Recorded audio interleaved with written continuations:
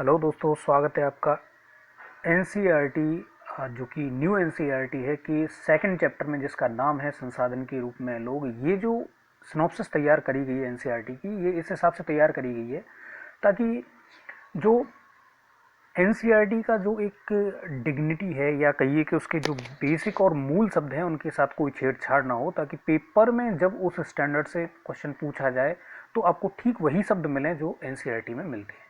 तो चलिए स्टार्ट करते हैं। इसमें मानव पूंजी निर्माण, जब शिक्षा, प्रशिक्षण एवं चिकित्सा सेवाओं में निवेश किया जाता है तो जनसंख्या मानव पूंजी में बदल जाती है। देखिए, जनसंख्या वैसे क्या होता है, बढ़ती हुई जनसंख्या किसी भी राष्ट्र के लिए नेगेटिव एक चीज मानी जाती है, लेकिन अगर उसमें निवेश किया जाए तो वही जनसंख्या क्या बन जाती है, उसको कहते हैं हम डेमोग्राफिक डिविडेंड। वो जनसंख्या जो वो सकारात्मक रूप में बदल जाती है, तो इस तरह से हम इसको क्या कहते हैं, मानव पूंजी कहते हैं। इस तरह उपलब्ध मानव संसाधन का और अधिक विकास करना ही मानव पूंजी विकास कहलाता है। आपके पास जो मानवीय श्रम है, आप उसमें अगर और एनरिचमेंट करते जा रहे हैं, सुधार करते जा रहे हैं, तो यही क्या कहलाएगा, मानव पूंजी विकास कहलाता है। तो इसके लिए बेसिक चीजें क्या थी, शिक्षा मतलब कि एजुकेशन, प्रशिक्षण मतलब कि स्किल, और चिकित्सा सेवा मतलब कि उनका स्वास्थ्य। तो तीन चीज़ों पे बेसिकली किसी भी देश को इन्वेस्टमेंट करना चाहिए, तो उसकी जनसंख्या क्या हो जाएगी, नेगेटिव से पॉजिटिव में कन्वर्ट हो जाएगी, अर्थात तो उसमें क्या हो जाएगा, सारी जनसंख्या मानव पूंजी में कन्वर्ट हो जाएगी।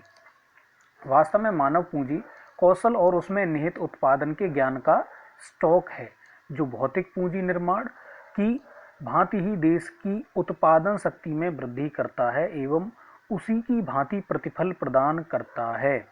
जैसे आप और चीज़ों में इन्वेस्टमेंट करते हैं, मान लीजिए जैसे आपने कोई दुकान खोली, तो उसका पर्पज़ क्या रहता है कि आपको प्रॉफिट देगी। सेम कंडीशन अगर आप मानवों में इन्वेस्टमेंट करेंगे, मतलब कि शिक्षा, प्रशिक्षण और चिकित्सा सेवाओं में अगर इन्वेस्टमेंट करते हैं, तो उससे भी देश को क्या मिलता है, रिटर्न मिलता है। उत्पादक पहलू की दृष्टि से जनसंख्या पर विचार करना जीडीपी के सृजन में उसके योगदान की क्षमता पर बल देता है। दूसरे साधनों की भांति जनसंख्या भी एक संसाधन है। जनसंख्या भी क्या है, हमारा एक रिसोर्स है, एक मानव संसाधन, जिसको हम क्या कहते हैं, मानव संसाधन। इसलिए आपने देखा होगा जो शिक्षा मंत्रालय है उसका नाम पहले क्या था, मानव संसाधन विकास मंत्रालय। यह विशाल जनसंख्या का एक सकारात्मक पहलू है। क्या हो गया अब ये, पॉजिटिव। वैसे जनसंख्या मैंने भी आपको बताया था क्या होती है, नेगेटिव होती है। अधिक शिक्षित या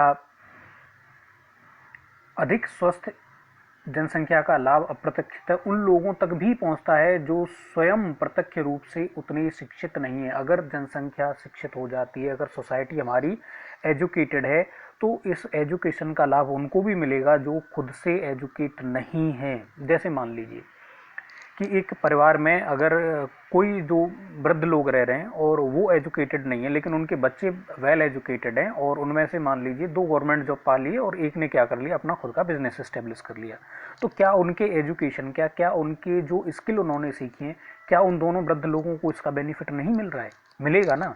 तो यही बात यहाँ पे कही जा रही है कि जो एजुकेटेड नहीं है उनको भी एजुकेशन का फायदा मिलता है। स्वस्थ अगर जनसंख्या है, अगर मान लीजिए कि घर में दो वृद्ध हैं और दो मान लीजिए जवान लोग हैं, मान लीजिए हस्बैंड वाइफ, और उनके एक सास ससुर रह रहे हैं, अब क्या हो रहा है कि वो दोनों, खुद जो जवान जोड़ा है वो भी बीमारी पड़ा रहता है, तो वो कहाँ बूढ़े बड़ों की सेवा कर पाएगा, वो वृद्धों की सेवा कब हो पाएगी, जब वो खुद स्वस्थ होंगे। तो इसलिए शिक्षा और स्वास्थ्य अति आवश्यक है किसी भी सोसाइटी के आगे बढ़ने के लिए, उसकी पॉजिटिवनेस के लिए, या उसके कहिए कि लॉन्ग टर्म सर्वाइवल के लिए बहुत ज़रूरी है।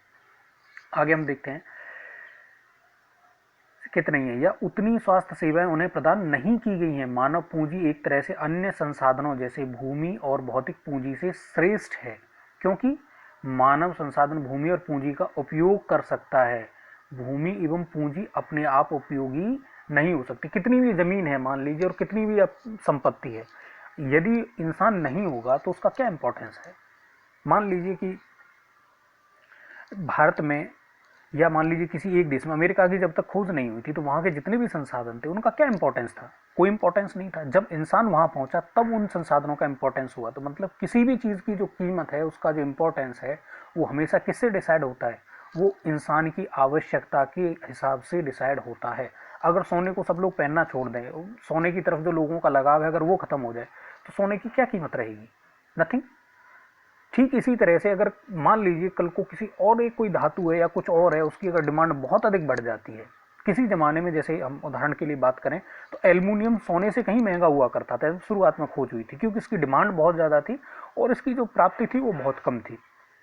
किसी भी चीज़ की क्या कीमत होगी, समाज में उसका क्या इंपॉर्टेंस रहेगा, उसका क्या स्थान होगा, ये इंसान की आवश्यकता डिसाइड करती है। अर्थात हर चीज़ की कीमत इंसान के द्वारा ही निर्धारित की जाती है। अनेक दशकों से भारत में विशाल जनसंख्या को एक पर संपत्ति की अपेक्षा एक दायित्व दायित्व क्या है, एक नेगेटिव पहलू है ये। भोजन, शिक्षा, स्वास्थ्य संबंधी समस्याएं। भाई जनसंख्या अगर ज़्यादा होगी तो जाहिर सी बात है होगा, तो बहुत समय से क्या माना जा रहा था, एक दायित्व माना जा रहा था। लेकिन यह हमेशा आवश्यक नहीं है, इसे उत्पादक पर संपत्ति में बदला जा सकता है। शिक्षा, प्रशिक्षण एवं स्वास्थ्य द्वारा श्रम की गुणवत्ता बढ़ाई जा सकती है। शिक्षा, प्रशिक्षण एवं स्वास्थ्य, तीन चीजें इंपॉर्टेंट हैं जो कुल उत्पादकता में वृद्धि करके देश की समृद्धि में योगदान देती है। उदाहरण स्वरूप, अब उदाहरण के लिए हम बात करेंगे, जैसे जापान है।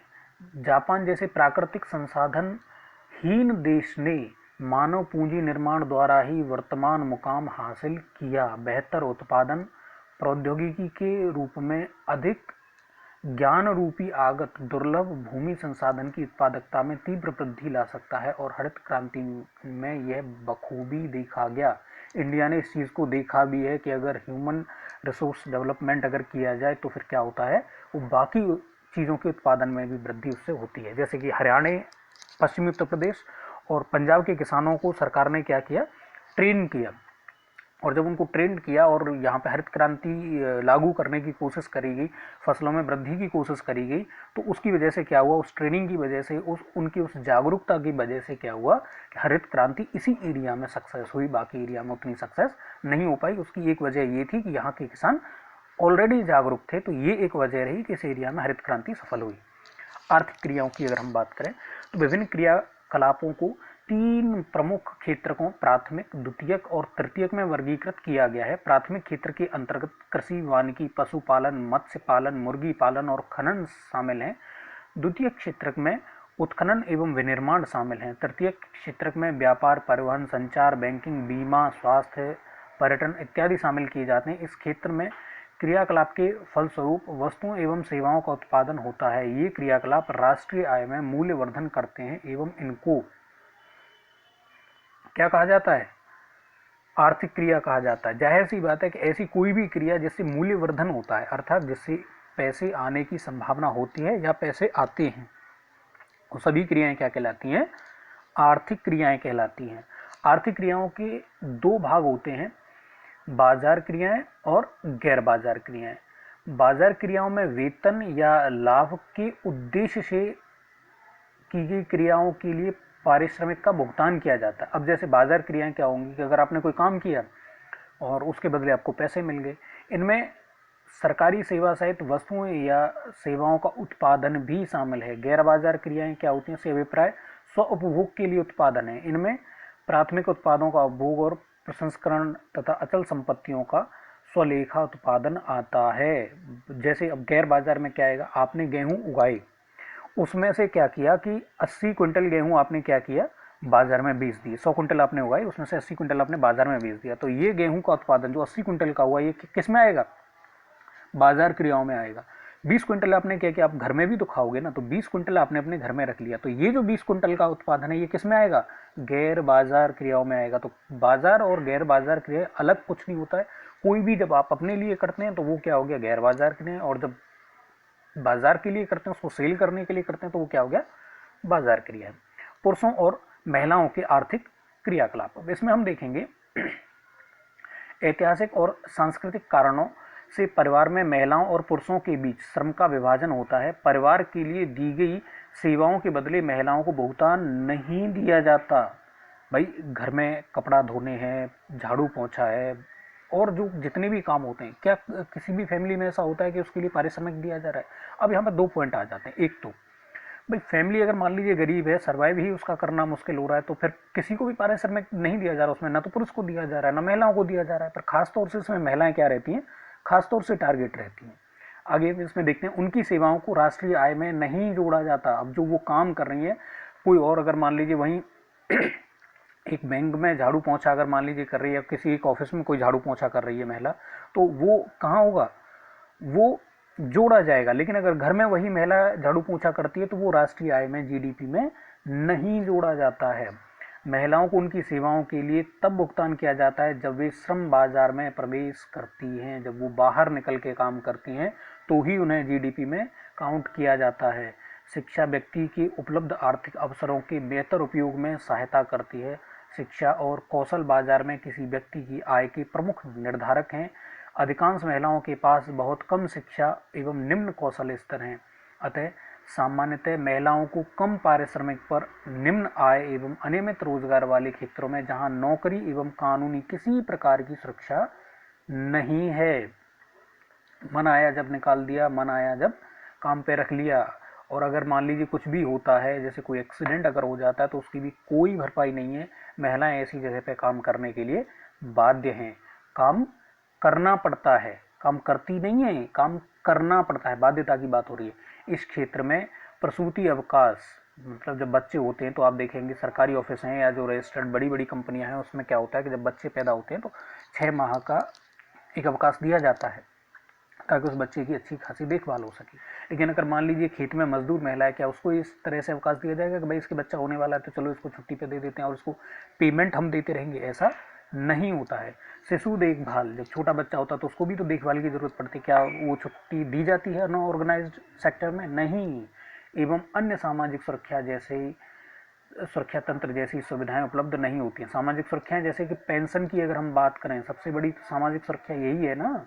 पेंशन क्या, आपने 60 साल तक काम किया, उसके बाद फिर आप मान लीजिए 100 साल अगर जी रहे हैं तो 40 साल तक सरकार आपको देखेगी, इस तरह की। या अगर आप मान लीजिए बीमार हो गए तो सरकार क्या करती है, पैसे देती है कि भाई आपके इतने हो गए, बिल आप जमा कर दीजिए, और वहाँ से फिर आपको क्या मिल जाता है, फंड मिल जाता है। तो क्या ऐसा होता है फैमिली में अगर बच्चा बीमार हो गया तो उसके लिए फंड की व्यवस्था नहीं होती है, आपको अपने ही ऊपर ही सारा रिस्क लेना पड़ता है। जनसंख्या की गुणवत्ता, हम जनसंख्या की गुणवत्ता की बात करें तो देखिए ये क्या है, जनसंख्या की गुणवत्ता, साक्षरता दर, जीवन प्रत्याशा। जीवन प्रत्याशा क्या होती है, कोई इंसान औसत रूप से कितना जी रहा है। जैसे मान लीजिए हम भारत की बात करें तो 65+ जीवन प्रत्याशा हमारी हो चुकी है, लगभग 70 के करीब हम पहुंच चुके हैं। तो लोग कितना जी रहे हैं, जैसे कुछ बच्चे जन्म लेते ही मर जाते हैं, कुछ 5 साल में जाके उनकी डेथ हो जाती है। औसत रूप से जनसंख्या की उम्र क्या है, उसे हम कहते हैं जीवन प्रत्याशा। मतलब एक आदमी अगर जन्म ले रहा है, एक बच्चा, तो उसके जीने की कितनी पॉसिबिलिटी है, कितने साल तक जिएगा। जैसे जापान में जीवन प्रत्याशा 80 साल या 82 साल के लगभग है, 80+ है जापान में। तो जापान में अगर कोई बच्चा जन्म ले रहा है तो इसका मतलब वो औसत रूप से 80 साल जिएगा। हो सकता है कि वो 70 पे निपट जाए, हो सकता है वो 90 पे निपटे, हो सकता है 60 पे निपट जाए, हो सकता है कि वो 100 को क्रॉस कर जाए। तो इस तरीके से हम यहाँ पे बात कर रहे हैं। तो जीवन प्रत्याशा की बात होगी यहाँ पे। निरूपित, सॉरी दोबारा से देखते हैं, जनसंख्या की गुणवत्ता, साक्षरता दर, जीवन प्रत्याशा से निरूपित व्यक्तियों के स्वास्थ्य और देश के लोगों द्वारा प्राप्त कौशल निर्माण पर निर्भर करती है। यह अंततः देश की समृद्धि दर निर्धारित करती है। साक्षरता एवं स्वास्थ्य जनसंख्या पर संपत्तियां होती हैं, बोझ नहीं। शिक्षा की अगर हम बात करें अब आगे, समाज के विकास में शिक्षा का बृहद योगदान है। यह राष्ट्रीय आय एवं सांस्कृतिक समृद्धि में वृद्धि करती है और प्रशासन की कार्यक्षमता बढ़ाती है। राष्ट्रीय शिक्षा नीति 1986 के अनुसार व्यक्ति एक सकारात्मक परिसंपत्ति और एक कीमती राष्ट्रीय संसाधन है, जिसे बड़ी सहजता से, गतिशीलता एवं सावधानी पूर्वक संजोने, पोषित करने एवं विकसित करने की आवश्यकता है। अतः प्राथमिक शिक्षा में सार्वजनिक पहुंच, धारण और गुणवत्ता प्रदान करने का प्रावधान किया गया है और इस मामले में लड़कियों पर विशेष जोर दिया गया है। जीडीपी के प्रतिशत के रूप में शिक्षा पर व्यय 1951-52 के 0.064% से बढ़कर अभी क्या हो गया है, लगभग 4% हो गया है। और इसको अभी जो नई शिक्षा नीति आई है 2020 वाली, उसमें इसे आइडियल 6% करने की एक उद्देश्य रखा गया, एक टारगेट रखा गया है। इससे साक्षरता दर 1951 के 18%, भारत में 18% साक्षर थे, बढ़कर अभी कितने साक्षर हो गए? 75% 2011 में हो गए, जिनके लगभग 74.8 समथिंग है, तो 75 मान लेते हैं। अभी अगर हम, अब क्योंकि 2021 हो गया, 10 साल हो गए, तो लगभग ये 80 को क्रॉस कर चुका है, लगभग 83 या 84 के लगभग अभी ये पहुंच चुका है। क्योंकि प्रौढ़ शिक्षा, बाल शिक्षा, मिड डे मील, इन पर सरकारों ने, सभी सरकारों ने, चाहे कोई भी किसी भी पार्टी की सरकार रही हो, उन्होंने विशेष रूप से जोर दिया है और विशेष रूप से इस पर खर्च किया है। तो ये लगभग 84 या 83 की लगभग ये पहुंच चुकी है, हो गई है। साक्षरता प्रत्येक नागरिक का न केवल अधिकार है, साक्षरता क्या है? एजुकेशन। आप आर्टिकल 21A संविधान के अनुच्छेद 21A में क्या कर दिया गया है? शिक्षा को मूल अधिकार बना दिया गया है, बल्कि यह नागरिकों द्वारा अपने कर्तव्यों का ठीक प्रकार से पालन करने, और जो हम बात करेंगे आर्टिकल 51A के तहत मूल अधिकारों की, सॉरी हमने मूल अधिकारों की बात कर ली, मूल कर्तव्यों की बात करें तो 11वां मूल कर्तव्य 2002 86वां संविधान संशोधन द्वारा ये जोड़ा गया था। तो 11वें के रूप में क्या जोड़ा गया था कि अपने प्रतिपाल्य, मतलब कि बच्चों को एजुकेशन जरूर प्रोवाइड कराएं। तो ये वहां पे क्या हो गया था? मूल कर्तव्य है ये हर एक भारतीय का, ठीक, और अपने अधिकारों का ठीक से लाभ उठाने के लिए भी अनिवार्य। हालांकि स्कूली शिक्षा के सघन विस्तार को शिक्षा के निम्न स्तर एवं पढ़ाई के बीच में छोड़ने के उच्च दर ने कमजोर कर दिया है। अब कुछ बच्चे क्या होते हैं, एक तो एजुकेशन का बहुत ही लो स्तर है, खासतौर से गवर्नमेंट स्कूल्स की बात की जाए तो बच्चों का कोई खास लेवल है नहीं वहाँ पे। और दूसरी बात कि बच्चे फिर क्या होता है ना, ड्रॉप आउट हो जाते, बीच में ही छोड़ करके फिर दूसरे कामों में लग जाते हैं। वो फैमिली की बैकग्राउंड की वजह से मान लीजिए, या और बहुत सारी वजह होती हैं, उनकी वजह से वो बीच में ही छोड़ करके चले जाते हैं। सरकार ने इस दिशा में सर्व शिक्षा अभियान, ऑपरेशन ब्लैक बोर्ड, सेतु पाठ्यक्रम, स्कूल लौटो शिविर, दोपहर का भोजन, मिड डे मील जैसे कार्यक्रम प्रारंभ किए हैं। क्यों? ताकि बच्चे स्कूल में रुकें और जो छोटे बच्चे हैं वो भी स्कूल की तरफ लालायित हों, नए नए बच्चे स्कूल में आएँ और एडमिशन लें, जिससे शिक्षा के क्षेत्र में एक नया उछाल आया है। अब मिड डे मील का देखिए फायदा क्या है। अब जैसे हम मान लीजिए अपने एरिया की बात करें, पश्चिमी उत्तर प्रदेश की, या दिल्ली, हरियाणा, या उत्तरी राजस्थान, या फिर हम जो विकसित हैं, या एमपी का भी कुछ एरिया है, कुछ इन इलाकों की बात करें, या जो बड़े महानगर हैं उनके आसपास के इलाकों की बात करें, तो ये विकसित क्षेत्र हैं। इन क्षेत्रों की अगर हम बात करें तो मिड डे मील जो योजना है वो थोड़ी सी ऐसी लगती है कि भाई इसकी क्या ज़रूरत है यार, अपने घर से बच्चे खा के आते हैं, प्राइवेट स्कूल में भी तो लेके जाते हैं ना टिफिन, तो ऐसे ही सरकारी स्कूल में भी लेके जा सकते हैं। पर कुछ ऐसे इलाके हैं और कुछ लोग इन विकसित क्षेत्रों में भी कुछ ऐसे हैं जिनके पास भोजन ही नहीं है खाने के लिए, तो वो बच्चे क्या करते हैं, फिर कूड़ा बीनने में और उस तरह की एक्टिविटी में फिर चले जाते हैं। भाई खाना ज़रूरी है, पढ़ने से अपेक्षा पहले क्या ज़रूरी है? पहले पेट भरेगा तभी तो दिमाग काम करेगा ना। तो उस चीज़ से बचाने के लिए कि अगर मान लीजिए बच्चा सिर्फ इस वजह से काम कर रहा है ताकि वो खा सके, तो खाना तो हम ही प्रोवाइड करा देंगे एक टाइम का, तो कम से कम वो क्या करेगा, एक टाइम तो स्कूल में रुकेगा। तो इसी वजह से ये मिड डे मील प्रोग्राम या दोपहर का भोजन प्रारंभ किया गया है। अब आइए स्वास्थ्य पे। तो स्वास्थ्य की हम बात करें, किसी व्यक्ति का स्वास्थ्य उसे अपनी क्षमता को प्राप्त करने और बीमारियों से लड़ने की ताकत देता है। वास्तव में स्वास्थ्य अपना कल्याण करने का एक अपरिहार्य आधार है, इसलिए जनसंख्या की स्वास्थ्य स्थिति को सुधारना किसी भी देश की प्राथमिकता होती है। बेरोजगारी की अगर हम बात करें तो श्रमबल जनसंख्या भारत में कहाँ से कहाँ मानी गई है? 15 साल से 59 वर्ष तक, ठीक। जब श्रमबल जनसंख्या प्रचलित मजदूरी की दर पर काम करने के लिए इच्छुक लोग रोजगार न पा सकें, मतलब कि जो लोग काम करना चाहते हैं लेकिन फिर भी उनको अगर रोजगार नहीं मिल पा रहा है, तो ये स्थिति क्या कहलाती है?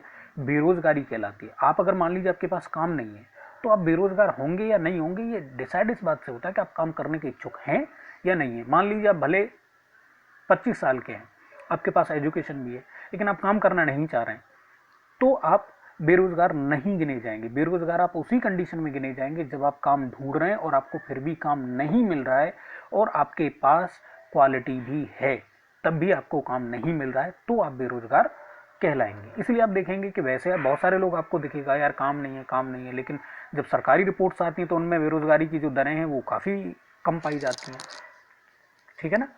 तो जो पाने के इच्छुक हैं, जो कोशिश कर रहे हैं और फिर भी उनको काम नहीं मिल रहा है, सिर्फ वही बेरोजगार काउंट किए जाते हैं।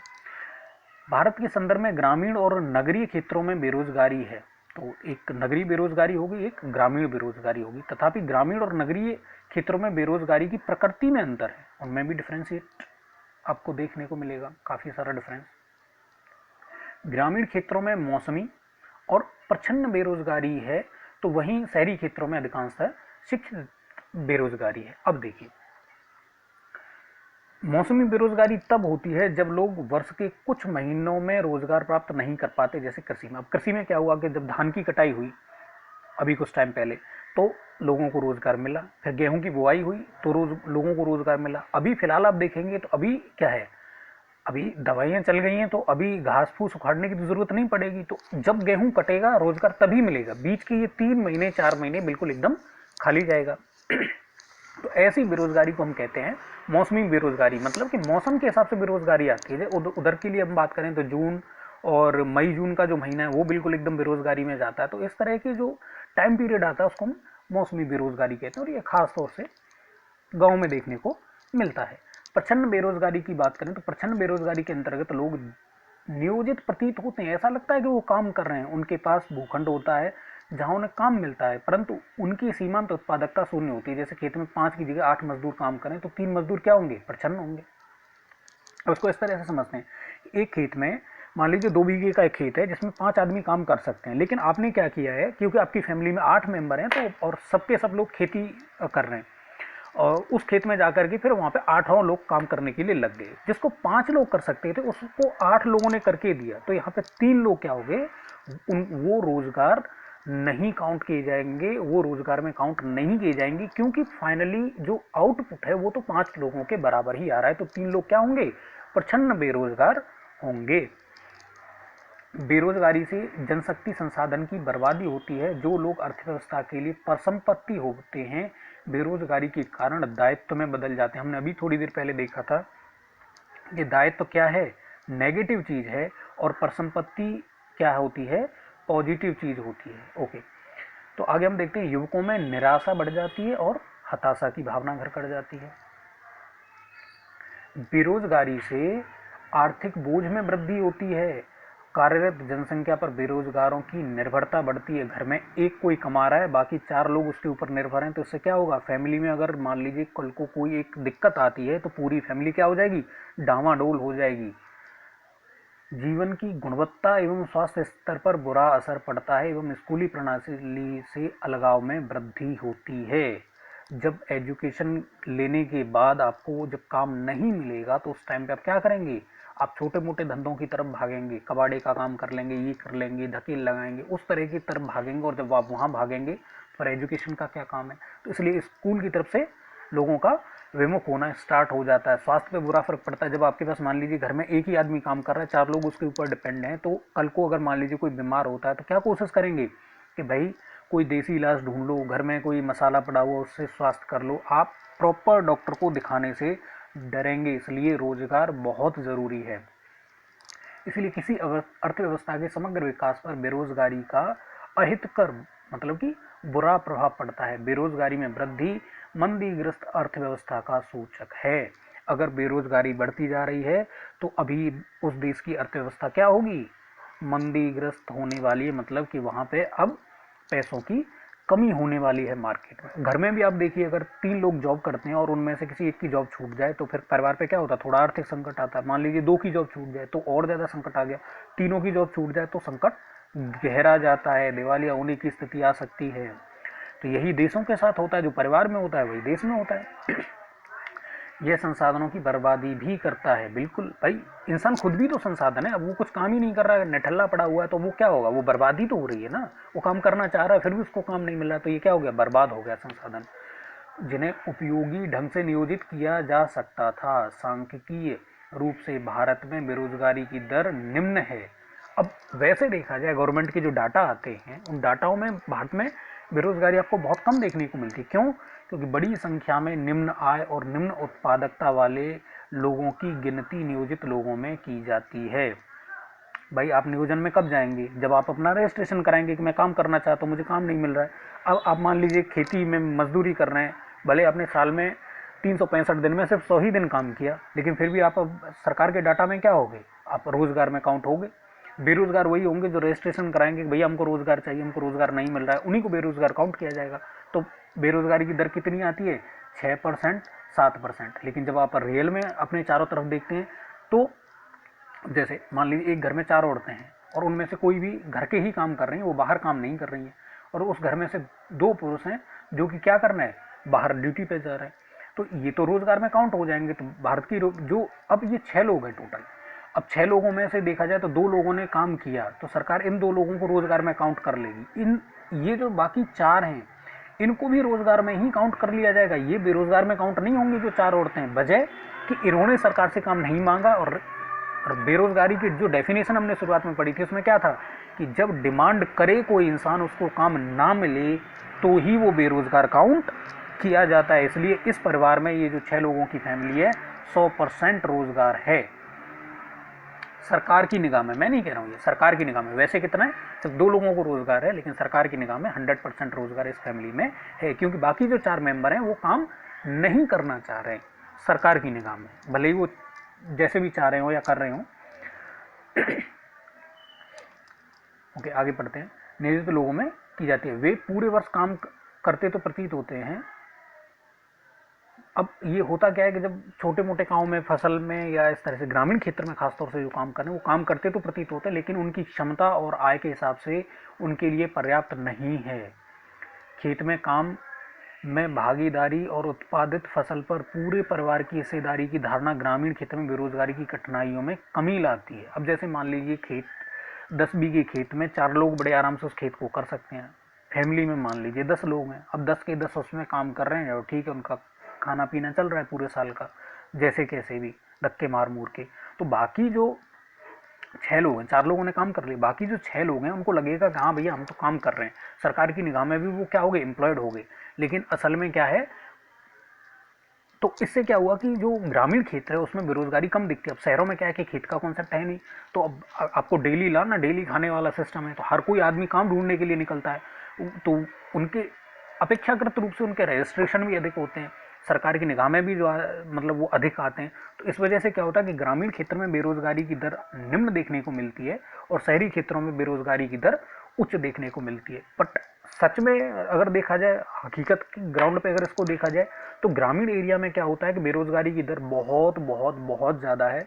बस 10 से 20% लोगों के ही पास प्रॉपर एक रोज़गार है, अगर इसे प्रॉपर डेफिनेशन के हिसाब से देखा जाए। बाकी सभी लोग बेरोजगार हैं। पर जब सरकार की बात आती है तो सरकार की निगाह में क्या होता है, ग्रामीण क्षेत्र में बेरोजगारी बहुत कम होती है और शहरी क्षेत्रों में बेरोजगारी ज़्यादा होती है। वजह है कि शहरी क्षेत्रों पर अपेक्षाकृत अधिक ध्यान दिया जाता है, हर आदमी काम करने के लिए निकलता है, ठीक है।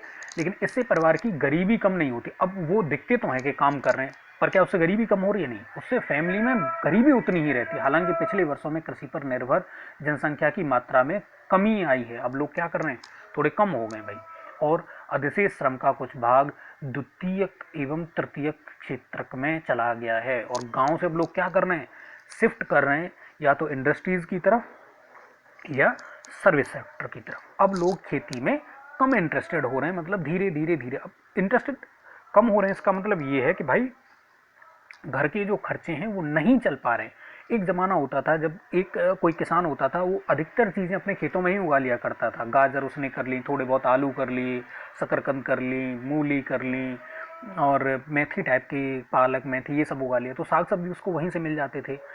और ईख होती थी तो मीठे की उसको कोई चीनी और गुड़ ये सब उसको घर का ही मिल जाता था। पशुपालन, हर एक किसान 1-2 भैंस गाय रखता था ज़रूर, तो दूध की और उसकी कोई ज़रूरत नहीं पड़ती थी। मोस्टली होता क्या था कि साग सब्जी बनाने का इतना लोगों में होता भी नहीं था, तुरई और ये बैंगन वगैरह ये सब खेत में हो जाते थे, तो उसको मसालों के रूप में थोड़ा बहुत खरीदने की ज़रूरत पड़ती थी बस, कि भाई उसको नमक लाना है या मिर्च लानी। मिर्च भी अब बहुत सारे लोग अपने ही यहाँ पे कर लेते थे, तो नमक एक ऐसी चीज़ थी जिसको खरीदने की ज़रूरत पड़ती थी। बाकी सभी मसाले आपस में ही लोग डिस्ट्रीब्यूट कर लेते थे। किसी ने ज़्यादा मतलब मिर्च कर ली तो किसी ने जीरा बो दिया, जीरे वाले ने मिर्च वाले को दे दिया, या फिर अगर ज़रूरत पड़ती थी भी तो बहुत थोड़ी चीज़ें बाहर से लेने की ज़रूरत पड़ती थी। अच्छा, दूसरा एक दूसरे पर डिपेंडेंसी थी, जैसे कि कुम्हार जो थे वो मिट्टी के बर्तन बनाते थे तो किसान उनको अनाज दे देते थे और वो अपने बर्तन उनको दे देते थे। ठीक है, जो कपड़ा बुनने वाले थे उनके साथ भी यही सिस्टम था, बार्टर सिस्टम था, तो अनाज दे दिया और कपड़ा ले लिया। सिलाई करने वाले थे, जूते बनाने वाले थे, सब एक दूसरे के ऊपर डिपेंडेंट थे। और बाकी फिर पूरी जनसंख्या एक तरीके से देखा जाए तो खेती पर डिपेंडेंट थी। अब उससे क्या होता था कि जो कैश है उसकी ज़रूरत बहुत कम पड़ती थी। अब क्या हो गया है कि सिस्टम थोड़ा अलग हो गया है। अब जो सेपरेशन है, एग्रीकल्चरल जो बैकग्राउंड वाले लोग हैं, या कहिए कि जो खेती और खेती पर निर्भर, चाहे वो मजदूर हों या किसान हो, वो जो लोग हैं और बाकी जो और लोग हैं, बाकी चीज़ों को उगाने वाले लोग हैं, उनके बीच में सेपरेशन बहुत ज़्यादा बढ़ गया। उस सेपरेशन की वजह से क्या है कि किसान और मजदूर, इधर खेती वाले भी ये परेशान हैं और दूसरी तरफ फैक्ट्री में जो मजदूर हैं और जो शहरों में रहने वाली जनसंख्या है वो भी परेशान है। अब क्या होगी, एक दौड़, अंधी दौड़ स्टार्ट होगी, जिसमें क्या हो रहा है, हर किसी को पैसे की ज़्यादा आवश्यकता है। किसानों ने अब क्या कर दिया है कि उस पैसे की दौड़ में आकर के गेहूं, या तो सिर्फ गेहूं उगाएंगे, फिर जब धान का मौसम आएगा तो सिर्फ धान उगाएंगे, सिर्फ एक या दो तरह की फसलें उगाना स्टार्ट कर दिया। अब इतनी जब फसल उगाओगे तो सारी तो तुम खा नहीं पाओगे, फिर उसको क्या करोगे, सेल करोगे, और सेल करने के बाद फिर क्या करते हैं, बाकी सारी चीज़ों को खरीदते हैं। और इस तरह से क्या होता है, एक ऋण जाल निर्मित होता है और किसान उसमें लगातार फंसता चला जाता है। और फिर उस चीज़ से बचने के लिए फिर बाकी के वो क्या करते हैं, अपने बच्चों को या और बाकी की जो फैमिली मेम्बर्स होते हैं वो क्या करते हैं, शहरों की तरफ भागते हैं और फिर फैक्ट्रियों में, या जो सर्विस सेक्टर है, चाहे वो गार्ड की जॉब हो या और कोई जॉब हो या सरकारी नौकरी हो, उनकी तरफ भागते। एक ज़माना ऐसा था कि लोग खेती के लिए सरकारी नौकरियां छोड़ दिया करते थे। आज थोड़ा थोड़ा नहीं, बहुत उल्टा हो गया है। तो ये एक वजह है कि लोग भाग रहे हैं, क्योंकि अब खेती जो है वो प्रॉफिट का धंधा नहीं रहा है। देखिए, प्रॉफिट का तो तब भी नहीं था, लेकिन सरवाइव करने के लिए खेती उस टाइम पे सबसे बढ़िया साधन माना जाता था। उत्तम खेती माना, एक कहावत है उत्तम खेती, तो उसमें खेती को सबसे उत्तम कर्म माना गया है। और निषिद्ध चाकरी और जो नौकरी होती थी उसको सबसे निम्न श्रेणी का काम माना गया था। खेती को सबसे उच्च श्रेणी का और चाकरी को सबसे निम्न श्रेणी का काम माना गया था। अब चलिए आगे इसमें देखते हैं। नोट, ये क्या है, सहायकी। सहायकी, इसको हम क्या कहते हैं, सब्सिडी। सब्सिडी होती क्या है, देखिए अब होता क्या है, इसको मैं भी समझाऊंगा। वह भुगतान है जो सरकार द्वारा किसी उत्पाद को बाजार कीमत की अनुपूर्ति के लिए किया जाता है। इससे घरेलू उत्पादकों के लिए ऊंची आय कायम रखते हुए उपभोक्ता कीमतों को कम किया जा सकता है। अब देखिए, प्रॉब्लम कहाँ क्रिएट हुई, जब आपस में सब एक दूसरे से इंटरलिंक थे तो इन सब चीज़ों की ज़रूरत नहीं पड़ रही थी, क्योंकि तब गांव जो थे वो सेल्फ डिपेंडेंट थे। अभी क्या हो गया कि इंटरडिपेंडेंसी के चक्कर में, और ये जो कुचक्र चला है एक दूसरे को शोषित करने का, एक दूसरे से की टांग खींच करके आगे बढ़ने का, उसमें हुआ क्या है। मान लीजिए अब किसान उगा रहा है, अब किसान कोई यूरिया, डीएपी, पहले ये सब क्या होता था, गाय और भैंस के गोबर से खाद की आपूर्ति हो जाती थी, तो बाहर से खरीदने की ज़रूरत नहीं है। पुराने जो अनाज होता था उसी को बो दिया जाता था, जनसंख्या भी कम थी, ये भी एक फैक्टर है। तो अभी क्या हो रहा है कि मान लीजिए किसान को जो गेहूं पड़ रहा है वो किसान बेच रहा है उसको 20 में, भाई उसका सर्वाइव तभी हो पाएगा उसकी फैमिली का, क्योंकि डिपेंडेंसी अभी भी एग्रीकल्चर पर बहुत ज़्यादा है लोगों की। तो अभी वो मान लीजिए 20 में बेचना चाहता है। अब लेकिन जो शहर में या बाकी और जो गांव में भी जो और लोग हैं वो काम कर रहे हैं, अब उनकी हैसियत नहीं है कि वो 20 रुपये पर केजी के हिसाब से गेहूं को खरीद करके अपने परिवार का पालन पोषण कर पाएँ। तो सरकार क्या कर रही है कि भाई मान लीजिए उनकी क्षमता है कि वो 10 का ही पेमेंट कर सकते हैं। तो अब सरकार ने क्या किया कि सरकारी गल्ले की दुकान खोल दी, और गल्ले की दुकान पे क्या किया कि उसने एक एफसीआई करके एक बनाई संस्था, जिसमें गोदाम मतलब जो अनाजों को खरीदती है। अब उसने क्या किया कि 20 रुपये पर केजी के हिसाब से यहाँ से खरीद लिया। ठीक, अब इसको हम कह दिया, फिक्स रेट रख दिया कि भाई ठीक है। सरकार ने देखा कि एक औसत किसान कितना खर्चा करता है, और उसमें अगर उसकी मेहनत, मजदूरी सब जोड़ जाड़ करके, खेती की कीमत जोड़ करके, खाद वगैरह सब जोड़ जाड़ करके मान लीजिए कि 19 रुपये पड़े सरकार की निगाह में। सरकार ने कहा कि भाई 1 रुपये हम इसको प्रॉफिट दे देते हैं, तो सरकार ने 20 रुपये मान लीजिए पर केजी के हिसाब से एमएसपी निर्धारित कर दिया। Minimum support price. अब क्या हुआ, ये यहाँ पे खरीद लिया गया।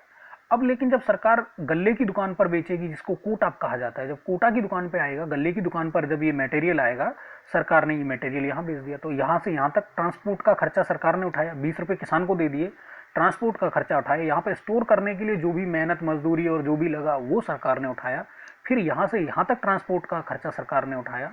और लेकिन इतना सब कुछ करने के बाद ये होना चाहिए था कितना, अगर ये प्राइवेट में होता तो ये 20 की जगह पे कितना हो जाता, 23, 24, 22 इतना हो जाता, 20 प्लस हो जाता। लेकिन अब सरकार क्या कर रही है, सरकार इसको घटा करके 10 में लोगों को दे रही है। ठीक, अब 10 में जब दे रही है लोगों को, तो अब सरकार ने क्या किया भाई, मान लीजिए 23 3 रुपए का ये लाना ले जाना और रखना हो गया, तो 23, अब सरकार ने क्या किया, 13 रुपए सरकार ने अपनी जेब से इसमें पेमेंट कर दिया। ये 13 रुपए क्या कहलाएंगे, सब्सिडी कहलाएगी। सिलेंडर्स पे भी आपने देखा होगा, और बहुत सारी चीज़ों पे, केरोसिन पे जैसे सब्सिडी हुआ करती थी, अब तो हालांकि बंद कर दी है, केरोसिन पे सब्सिडी हुआ करती थी, बिजली पे भी काफ़ी दिन सब्सिडी दी गई है सरकार की तरफ से। तो इस तरह से जो पैसा दिया जाता है सरकार की तरफ से उसको सब्सिडी कहा जाता है। अभी जैसे उदाहरण के लिए हम बात करें तो जो कोटा सिस्टम है उसमें 10 रुपये पर केजी नहीं, सरकार लगभग 18 रुपये पर केजी के हिसाब से खरीद रही है, और जो गेहूँ चावल है उनका जो रेट है 2 रुपये पर केजी और 1 रुपये पर केजी, इस हिसाब से सरकार लोगों को प्रोवाइड करा रही है। कोटा सिस्टम में सूती कपड़े भी प्रोवाइड किए जाते हैं, इवन कुछ लोगों को अलग अलग कार्ड्स होते हैं तो उनके लिए चीनी वगैरह ये सुविधाएं भी सस्ती दरों पर दी जाती है, तेल भी दिया जाता है, नमक भी दिया जाता है। तो इस तरह से जब सरकार अपनी तरफ से पेमेंट करती है तो उसको सब्सिडी कहा जाता है। आई थिंक आपको ये समझ में आ गया होगा, और इस चैप्टर में बस इतना ही, आगे फिर मिलते हैं। नमस्कार, बहुत बहुत धन्यवाद।